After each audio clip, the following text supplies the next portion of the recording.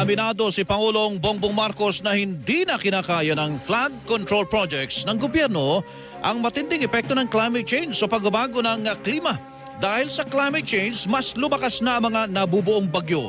Hindi lang sa Pilipinas, kundi sa iba't ibang panig ng mundo.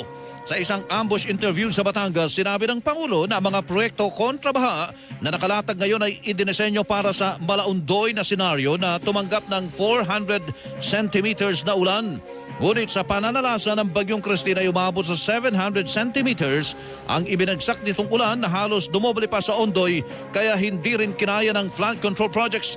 Epektuhan niya ito ng climate change at maging ang mga bansang Espanya at Amerika ay nakararanas na rin ng ganitong kalamidad na ngayon lamang nila naranasan. Talagang nang overwhelm ang flood control natin. May flood control tayo, hindi kaya. Hindi talaga kaya dahil sa buong kasaysayan ng Pilipinas wala pang ganito.